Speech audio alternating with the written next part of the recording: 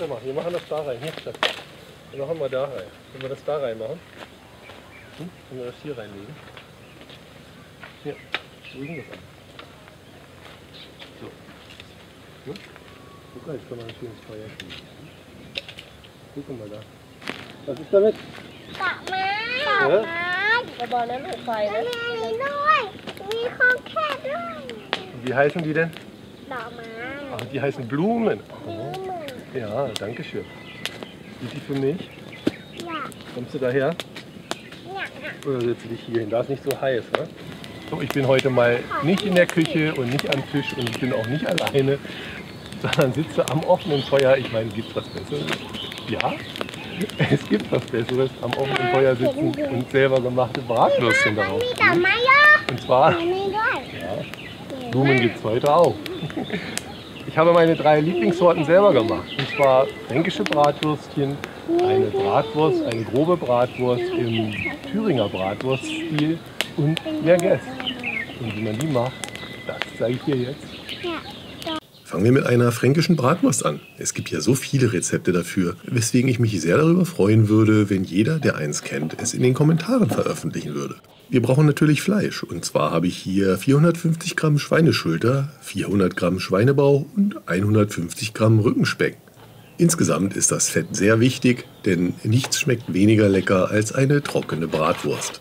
In einigen Rezepten werden immer wieder prozentuale Angaben zum Fettanteil gemacht. Das finde ich aber sehr schwierig, denn Fleisch als Naturprodukt hat natürlich nie den gleichen Fettgehalt. Mein Schweinebauch hier ist gut durchwachsen. Es gibt aber auch Stücke mit wesentlich mehr Fettanteil. Das gleiche gilt für die Schulter. Der Rückenspeck besteht natürlich zu 98 oder 99% aus Fett. Bevor du dir also das Fleisch besorgst, schau dir diese Szene ruhig nochmal an und präge dir den Fettanteil der Schweineschulter und vor allen Dingen vom Schweinebauch ein. Der Schweinebauch soll Fett enthalten, aber nicht weiß vor lauter Fett sein. Das Fleisch wird später durch den Fleischwolf gelassen.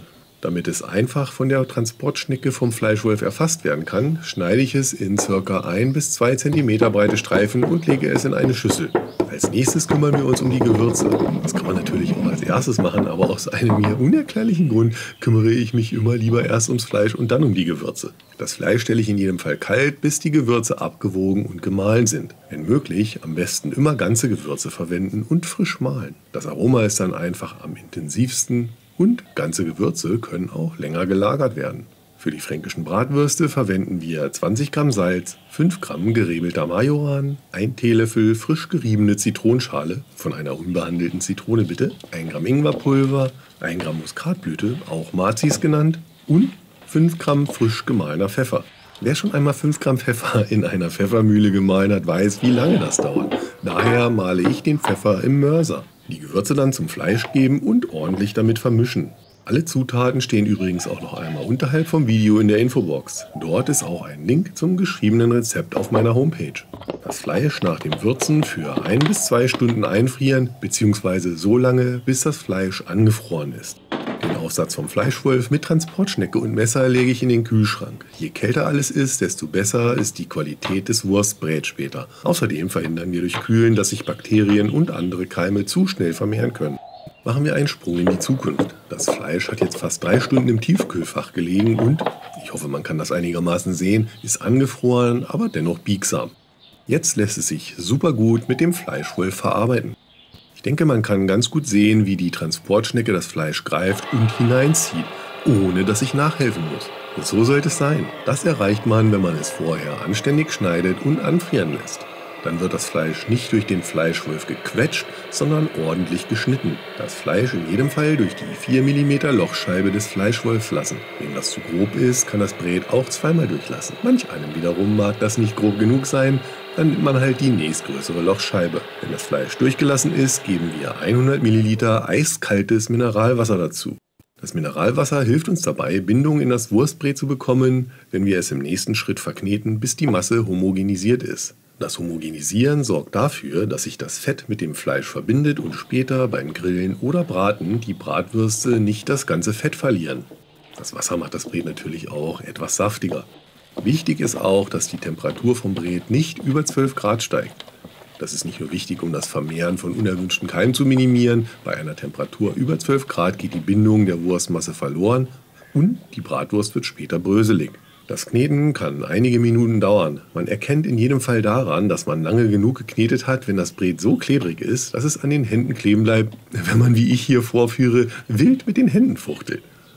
Anschließend kann es in Därme abgefüllt werden. Das Abfüllen zeige ich gleich, wenn die anderen beiden Sorten Wurstbret fertig sind.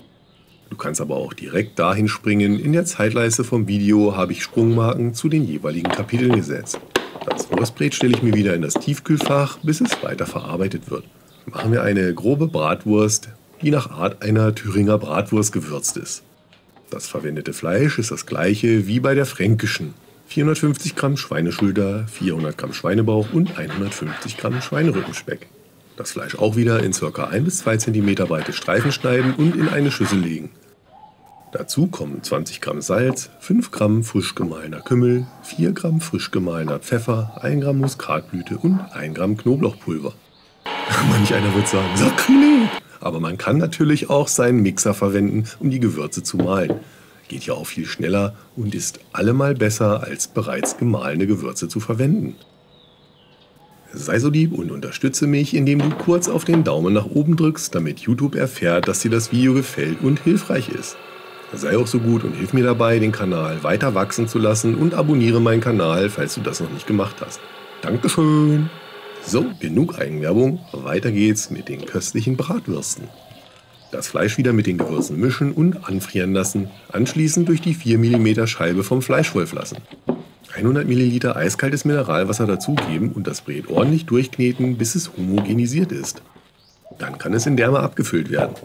Wie gesagt, dazu komme ich gleich. Machen wir erst noch eine feurige Merguez. Die aus Nordafrika stammende Wurst ist besonders in Frankreich beliebt und wird teilweise aus 100% Lammfleisch hergestellt. Ich habe bis jetzt mehrere Varianten ausprobiert, da ich die Merguez immer zu trocken fand. Sie soll etwa 30% Fettanteil haben, aber eine Lammschulter hat diesen Fettanteil nicht.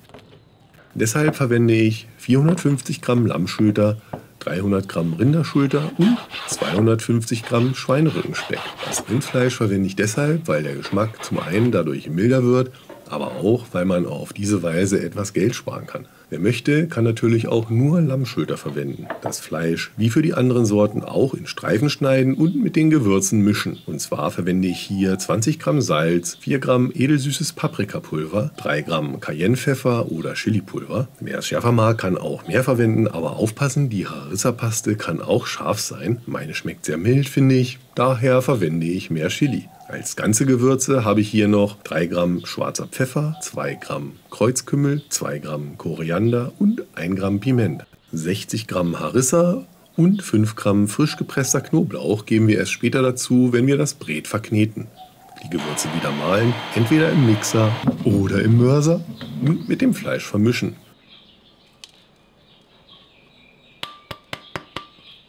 Das gewürzte Fleisch wieder 1 bis 2 Stunden einfrieren, bis es angefroren ist. Dieses Mal lassen wir das Fleisch durch die 6 mm Scheibe des Fleischwolfs. Nach dem Wolfen kommen 5 Gramm frisch gepresster Knoblauch, 60 Gramm Harissa und 40 Milliliter kohlensäurehaltiges, eiskaltes Mineralwasser dazu. Das Bret wieder ordentlich kneten, bis Fleisch und Fett homogenisiert sind und dann können wir es abfüllen. Das heißt noch nicht ganz, denn wir brauchen noch den Darm. Normalerweise, oder besser gesagt traditionell, würde man für fränkische Bratwurst und Merguez Schafsdarm Kaliber 1820 bzw. 2022 verwenden. Da ich meine Bratwurst selber mache, kann ich es mir aber vereinfachen und aussuchen, welchen Darm ich verwende. Wer schon mal mit Schafsdarm hantiert hat, weiß, dass das nicht ganz so einfach ist und ich schone beim Kochen gerne meine Nerven.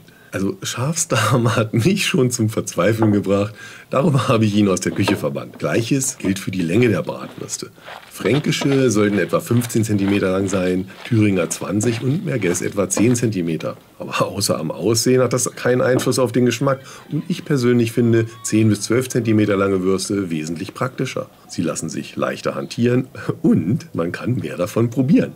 Bei aller Tradition und Vorliebe, fühl dich frei, deine Bratwürste so lang oder so kurz zu machen, wie es dir gefällt und so dick oder so dünn gleichermaßen. Das ist ja das Schöne am Selbermachen, man kann machen, was man will. Man kann dafür getrocknete, essbare Kollagendärme verwenden oder gesalzene Därme. So oder so müssen sie in Wasser eingeweicht und gespült werden. Die getrockneten Därme, damit sie weich und elastisch werden und die gesalzenen, um das ganze Salz abzuwaschen. Ich verwende hier Schweinedarm der Größe Kaliber 30-32. Wenn die Därme gespült sind, man braucht etwa 3 Meter pro Rezept, aber wie gesagt, alle Zutaten stehen unterhalb vom Video in der Infobox, dann lässt man sie in einer Schale im Wasser liegen und zwar so, dass von jedem Darm ein Stück vom Ende herausschaut. Dann hat man es beim Aufziehen auf das Füllrohr einfacher, weil man nicht erst danach suchen muss und sich die Därme beim Suchen vor allen Dingen dann auch nicht verheddern.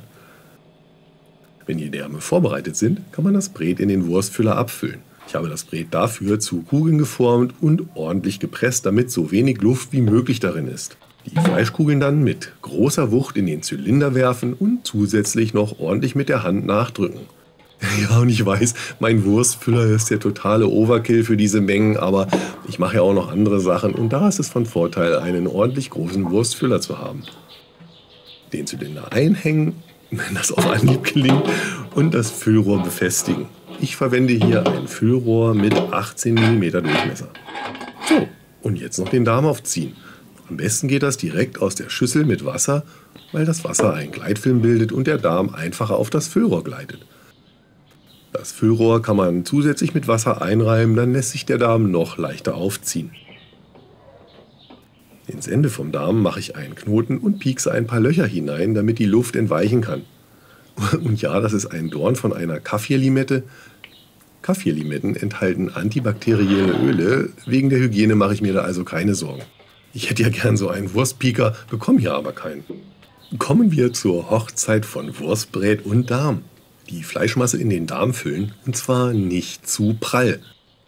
Ich führe den Darm nur etwas und lasse ihn durch den Druck der Wurstpresse vom Füllrohr gleiten. Zu prall gefüllte Därme können schon beim Füllen platzen und das ist sehr nervig, kann ich dir sagen. Außerdem lassen sie sich schwerer abdrehen und spätestens beim Braten platzen zu straff gefüllte und abgedrehte Bratwürste auf. Das ist mehr als nervig. Und wenn das Brät dann erfolgreich abgefüllt wurde, kann man die Würste abdrehen. Vorher mache ich mir aber noch einen Knoten ins Ende. Brät und Darm dann bei der gewünschten Länge zusammendrücken und das Stück verdrehen. Die nächste Wurst dann in die entgegengesetzte Richtung verdrehen, da sich das andere Ende ansonsten wieder öffnen würde. Das andere Brät bitte auf die gleiche Weise abfüllen und abdrehen oder eine riesen Bratwurstschnecke daraus machen. Es wird sich nicht vermeiden lassen, dass etwas Luft eingeschlossen wird beim Abfüllen. Da sich die Luft beim Garen aber ausdehnt, kann die Wurst platzen. Darum ist es wichtig, die Luftblasen zu vermeiden und entstandene zu entfernen. Dafür piekst man sie einfach mit einer sterilen Nadel oder einem Dorn einer Kaffirlimette auf. Als nächstes müssen die Bratwürste noch abtrocknen. Der Darm und das Brät werden dabei fest und die Würste können durchtrennt werden, ohne dass sie sich öffnen. Gleichzeitig haben die Gewürze noch mehr Zeit, ihr Aroma an das Brät abzugeben. Ich lege die Würste dafür in eine Box und stelle sie in den Kühlschrank. Die Würste nicht abdecken und mindestens 4 Stunden abtrocknen lassen. Und wenn man so viele Würste gemacht hat, wird man eventuell nicht alle aufbrauchen. Grundsätzlich würde ich sowieso mehr machen und einen Vorrat anlegen. Ich vakuumiere mir die Würste portionsweise und friere sie ein. Zum Schluss möchte ich die Würste natürlich noch grillen. Und anmerken, so schön wie das hier alles aussieht und möglicherweise auch einfach, es ist ein Lernprozess und die ersten Bratwürste können durchaus misslingen. Also zumindest ist es mir so gegangen. Beim Abfüllen kann es zum Aufplatzen kommen oder die Form ist insgesamt ungleichmäßig. Aber das alles hat keinen Einfluss auf den Geschmack. Wichtig ist, dass das Brät gut homogenisiert wird, damit beim Braten nicht das ganze Fett ausläuft und die Würste trocken werden. Und dann steht dem Genuss nichts mehr im Weg. Hier ist ein bisschen warm geworden, hier ist mehrfach ein wenig Feuer ins Gesicht geschlagen bei dem Versuch zu grillen. Reminder an mich, bessere Qualität von Därmen kaufen, dann sehen die nicht so aus wie kleine Krabbeltierchen oder ein bisschen erinnern die mich an so Dinosaurier, aber wie auch immer. Ich teste jetzt hier schnell mal vor laufender Kamera. Oh. Oh, Hammer. Mega lecker. Also. Ich habe auch nichts anderes erwartet. Ich meine, es ist ja nicht das erste Mal, dass ich die jetzt gemacht habe. Also, es möchte keiner mit mir hier an diesem verqualten Feuer sitzen in der Hitze. Das verstehe ich. Darum stelle ich jetzt hier die Würste schnell zu Ende und bringe die dann zu allen anderen in die Küche. Das gesagt. Ich hoffe, du hast jetzt ganz große Lust bekommen, in die Küche zu gehen und deine eigenen Bratwürste selber zu machen. Das ist einfach nur mega lecker. Ne? Und ich drehe mal kurz die Kamera auf, damit man das sehen kann. Wer kennt es noch? Immer dann, wenn man mit dem Grillen anfängt, schlägt das Wetter um. Ja, also ich muss mich beeilen hier, bevor der große Sturm aufzieht, das gesagt jetzt. Also, Nico ist weg. Vielen Dank fürs Einschalten. Vielleicht sehen wir uns ja gleich wieder im nächsten Video hier. Was auch immer wir heute selber machen. Oder hier in dem, falls man mich noch sieht, in dem ganzen Rauch hier. Also, tschüss, bis zum nächsten Mal. Hier, Bratwürste selber machen hier. Komm gleich. Aber erst muss ich noch aufessen.